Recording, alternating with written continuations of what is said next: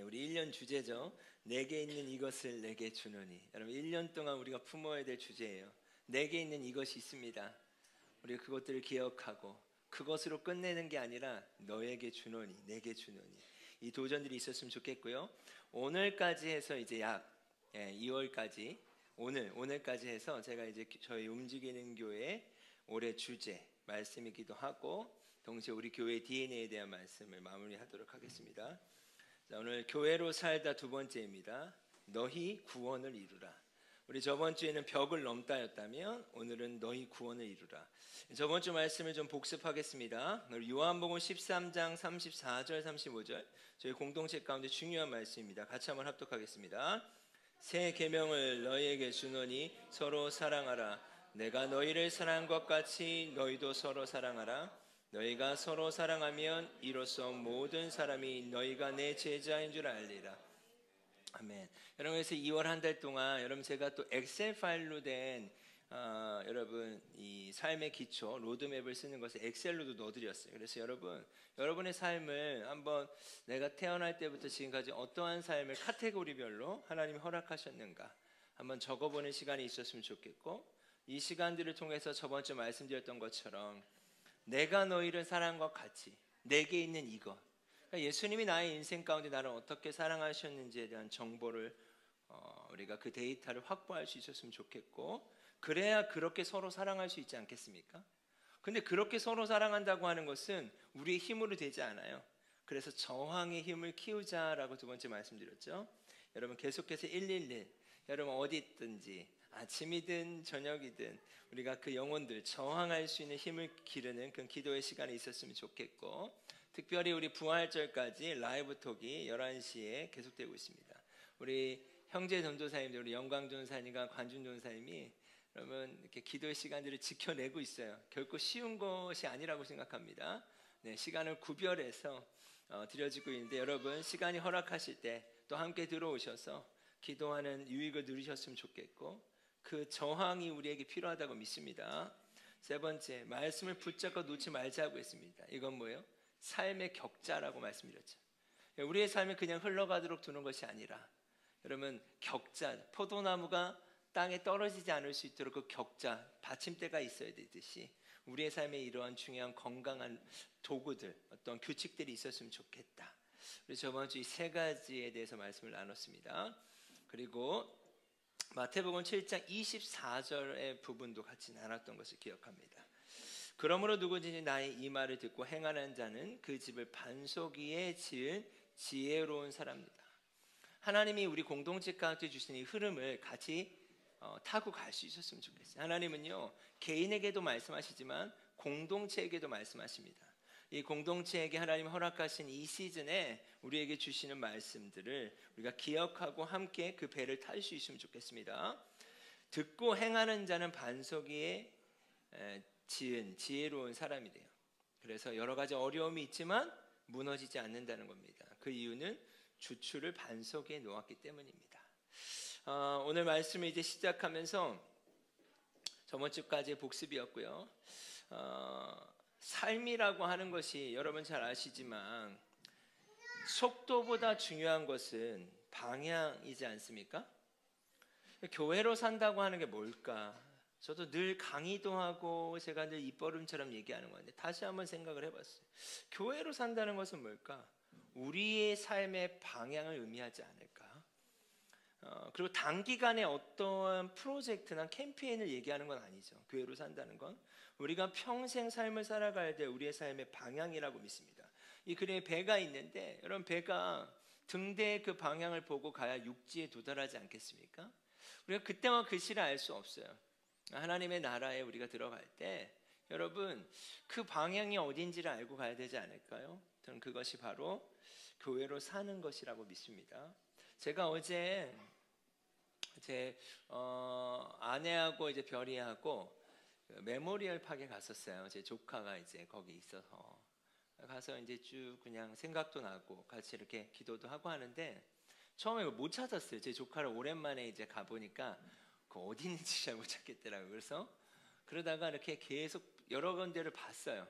봤는데 보니까 다양한 사연들이 있는 것 같아요. 그 죽음 앞에는 어떻게 살아야 하는가? 교회로 산다고 하는 게 무엇일까? 전 단순히 이렇게 살아야 돼라고 하는 어떠한 무엇이 아니라 이것이 바로 저는 구원을 이루는 삶이라고 확신합니다. 빌립보서 2장 12절의 말씀인데요. 같이 한번 합독하겠습니다. 두렵고 떨림으로 너희 구원을 이루라. 두렵고 떨림으로 너희 구원을 이루래. 우리가 구원을 이루어가는 삶을 삽니다. 근데 어떻게 살아야 구원을 이루는 것인가? 한마디로 이야기하면 교회로 살아가는 거예요. 교회로 살아간다는 게 뭘까? 예수님이 우리를 사랑하신 것처럼 여기서 끝내지 않고 서로 사랑하는 삶이라고 믿습니다. 그것이 우리의 구원을 이루는 삶이다.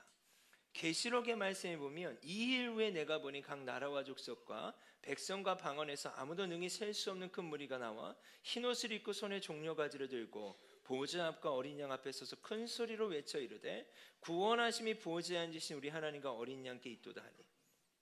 이 일 후가 뭐예요? 마지막 예수님이 다시 오실 때예요. 근데 이렇게 이야기합니다. 장로 중 하나가 응답하여 나에게 이르되 이 흰옷 입은 자가 누구며 또 어디서 왔느냐? 내가 말하기를 내 주여 당신이 아시나이다 하니 그가 나에게 이르되 이는 큰 환난에서 나오는 자들인데 어린 양의 피에 그 옷을 씻어 희게 하였느니라. 큰 환난이라는 건 뭐냐? 이 땅의 삶이죠. 여러분, 교회로 산다라고 하는 거, 예수님이 우리를 사랑하신 것처럼 우리가 그렇게 사랑하는 거.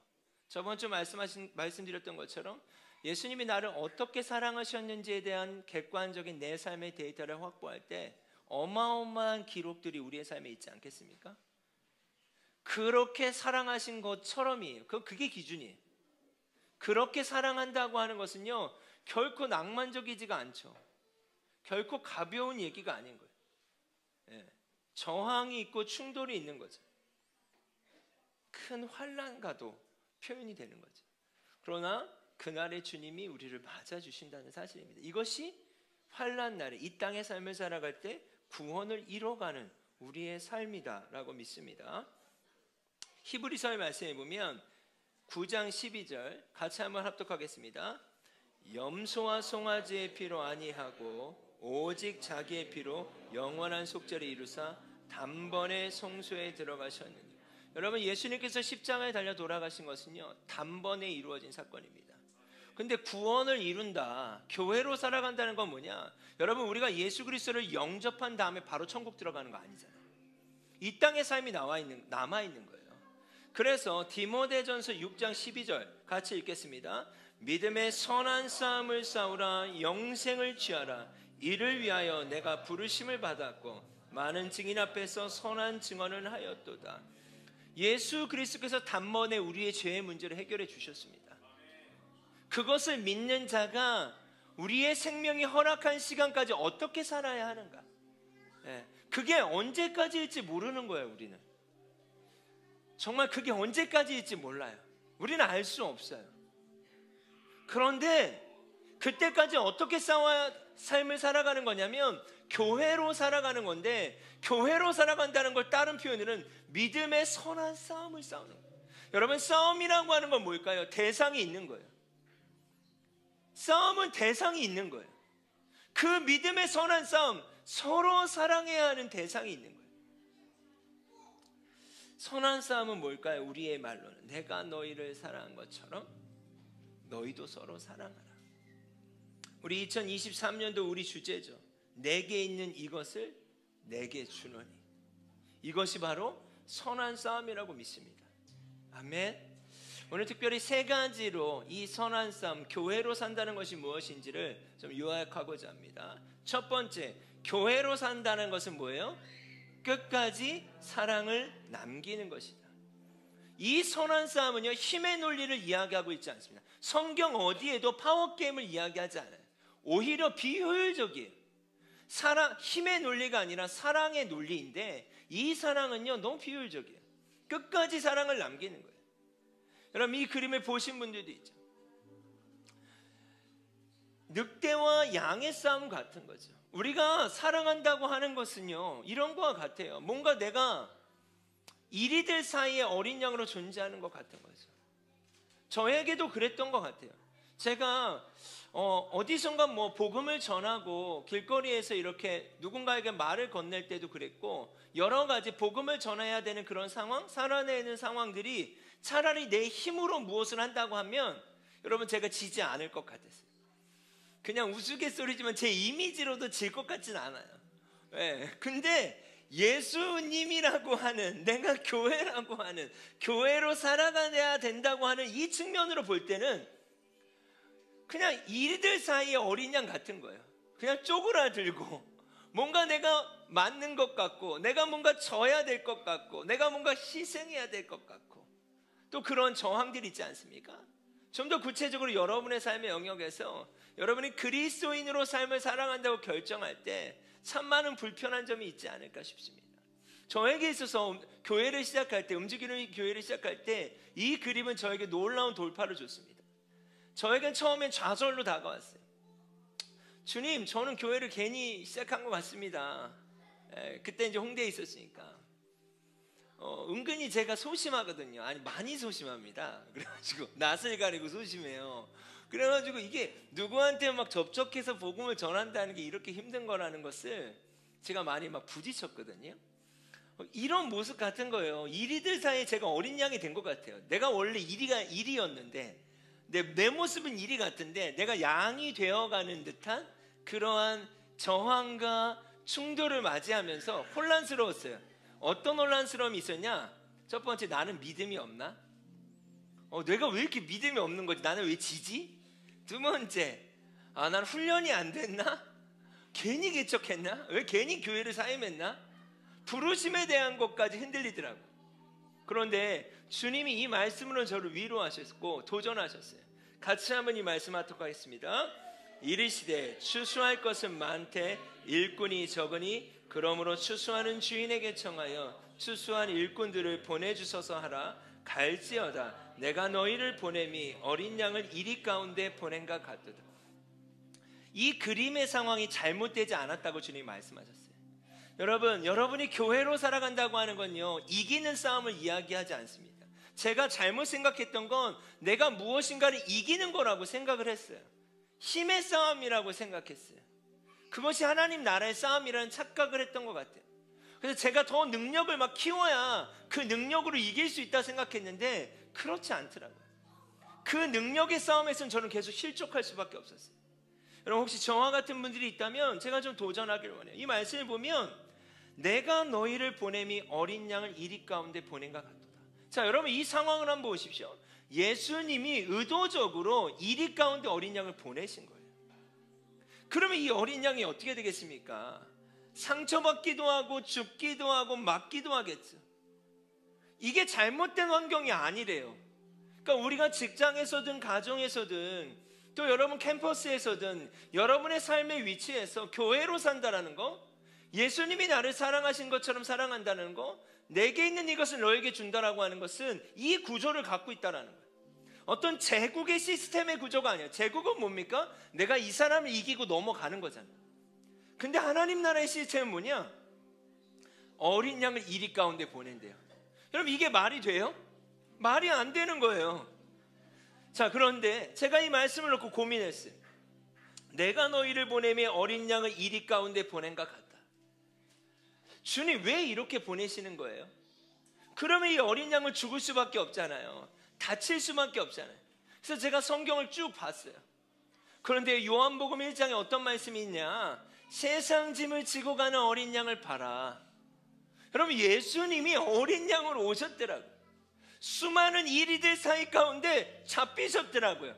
그리고 죽으셨더라고요. 이 말씀이 그렇게 보이기 시작했어요. 그런데 두 번째로 이 말씀이 저에게 어떻게 다가왔냐? 예수님이 이리들 사이에 어린 양으로 존재하시지 않았다면 제가 예수님을 만날 수 없었겠구나. 어떤 면에 제가 이리였더라고요. 대들기도 했고 부정하기도 했고. 그런데 복음서, 사복음서를 보면 예수님이 그 이리들 사이에 하나님이신 예수님이 어린 양으로 존재하시면서 한 가지를 하셨어요. 그건 뭐냐? 끝까지 사랑을 남기셨어요. 그를 핍박하는 제자들에게도, 팔아먹은 제자에게도, 채찍질하는 그들에게도 십자가를 달게 하는 그들에게도 그 모든 사람 앞에서 예수님이 하신 건 어린 양으로 존재하시면서 끝까지 사랑을 남기셨다는 사실. 그때 제가 알았어요. 아, 이것이 바로 교회로 사는 거구나. 이렇게 살아야 교회가 개척되는구나. 왠지 아세요? 제가 바로 개척된 한 사람이었던 거예요. 예수님이 저를 그렇게 사랑해 주신 거예요. 근데 제가 한번 말씀드렸죠.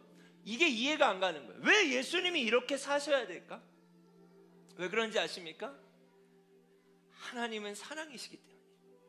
그분은 사랑이셔서 당신이 누군지를 보여주실 수 있는 유일한 방법이 사랑밖에 없는 거예요. 그래서 끝까지 사랑을 남기시는 거예요. 그 사랑으로 이기길 원하시는 거예요.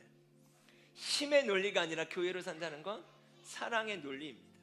우리가 그 사랑을 받았습니다. 아멘. 혹시 저와 같이 실족했던 그런 거절감이든 실족의 경험이 있으십니까? 여러분, 그것은 잘못된 것이 아니에요. 여러분이 믿음이 없는 것도 아니고 훈련이 안 된 것도 아니에요. 부르심이 없는 것도 아니에요. 그럼 무엇인가? 그 지점에서 우리는 끝까지 사랑을 남겼어야 하는 거예요. 우리가 그렇게 교회로 살아갈 수 있었으면 좋겠습니다. 아멘. 자, 두 번째는요, 교회로 산다는 것은요, 지나치지 않는 것이에요. 자, 여러분 잘 아는 말씀이죠. 선한 사마리아인의 말씀이에요. 강도 만난 자가 있죠. 강동자 만난 자가 있는데 레위인과 제사장이 어떻게 합니까? 그냥 지나쳐요. 보지 않았던 게 아니에요. 보고 피하여 지나갔더라. 쉬운 성경에는 보고 반대편으로 지나갔더라. 왜요? 걸리적거리는 거예요. 지금 내가 해야 할 일이 있으니까 그냥 지나치고 싶은 거예요. 여러분, 근데 강도 만난 자의 입장에서는 인기척이 다 느껴지지 않겠습니까? 강도를 당하고 죽기 직전이고 너무나 도움이 필요한데 지나치는 거예요. 레위인과 제사장이. 여러분, 레위인과 제사장이 지나쳐서 뭐 했겠습니까? 그들이 레위인이고 제사장이잖아요. 예배했겠죠. 교회로 살아간다라고 하는 건 뭐냐? 여러분, 지나치지 않는 거예요. 필요가 있는 자의 필요를 채우는 거라고 믿습니다. 지나친 그들의 모임 가운데 이 강도 만난 자 가고 싶을까요? 여러분, 이것이 교회로 살아가는 거예요. 사마리아인이 어떻게 했습니까? 그 강도 만난 자를 보고 불쌍히 여겼고 그 다음 어떻게 했어요? 가까이 갔어요. 여러분, 가까이 가야 필요가 보이지 않겠습니까? 그리고 어떻게 합니까? 그 필요를 채워줍니다. 여러분, 저희 공동체에 중요한 워딩이 있어요. 그 중에 하나는 필요예요. 교회로 산다라고 하는 건 무엇인가? 지나치지 않고 필요를 채워주는 거예요. 예수님이 우리를 지나치지 않았습니다. 강도당한 우리, 정말 죽을 수밖에 없는 일을 그냥 지나치지 않았어요. 빌립보서 2장 말씀에 보면 그는 하나님이세요. 하늘 보좌를 버리시고 이 땅 가운데 내려오셔서 우리와 함께 하셨어요. 그분이 우리를 지나치시지 않았습니다. 여러분, 믿으십니까? 마지막 세 번째는요, 교회로 산다는 것은 무엇인가? 성령 충만한 삶입니다. 육체가 아닌 성령을 선택하는 삶이에요. 네. 여러분, 교회로 산다라는 이 삶이라고 하는 것, 성령이 오직 너에게 임하시면 너희가 권능을 받고, 자, 우리가 알아요. 예수님이 우리를 그렇게 사랑하신 것처럼 사랑해야죠. 이리들 사이에 우리의 삶의 영역에서 끝까지 사랑을 남겨봐야 해요. 근데 그게 우리의 힘으로 안 된다는 거예요. 지나치지 않고 필요를 채운다는 거 우리의 힘으로 되지 않는다는 거예요. 그래서 마지막 세 번째는 무엇인가? 우리의 힘으로 알지만 안 된다는 것을 인정해야 하는 거예요. 그래서 오직 성령이 너에게 임하시면 너희가 권능을 받고, 우리의 힘이 아니라 성령으로 말미암아 위로부터 부어지는 그 능력을 받고 예루살렘과 온 유대와 사마리아와 땅 끝까지 이르러 너희가 내 증인이 되리라. 이 증인이 된다. 예수님을 대신하는 거죠. 이게 바로 교회로 살아가는 삶이라고 믿습니다. 갈라디아서 5장 16절 17절 같이 읽을까요? 이르노니 너희는 성령을 따라 행하라.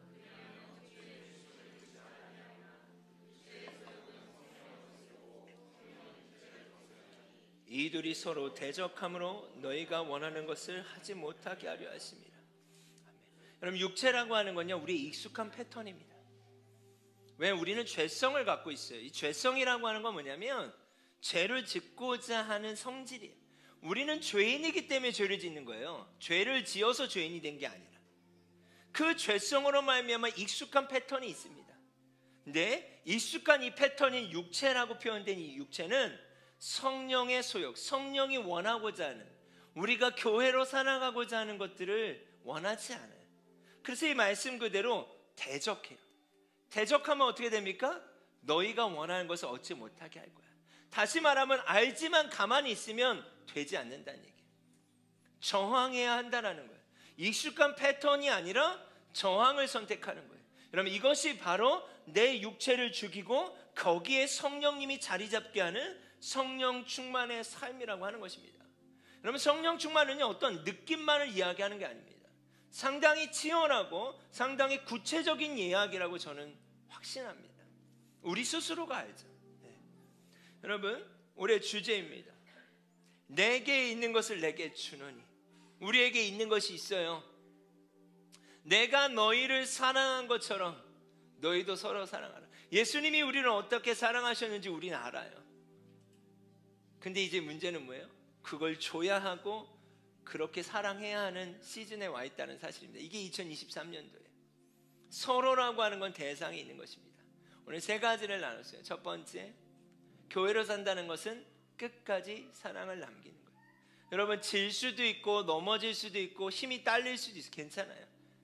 상대방이 어떻게 하든 그 지점에서 예수님이 그러하셨던 것처럼 끝까지 사랑을 남기는 거예요. 우리 힘으로 되지 않죠. 그래서 기도하는 거예요.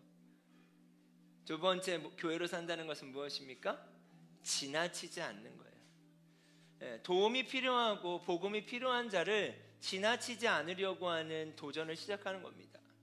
가까이 가서 그들의 필요를 예수님의 사랑으로 채워주는 거예요. 우리 공동체 안에서도 또 여러분 주변에서도 그러한 삶이 시작되길 원합니다.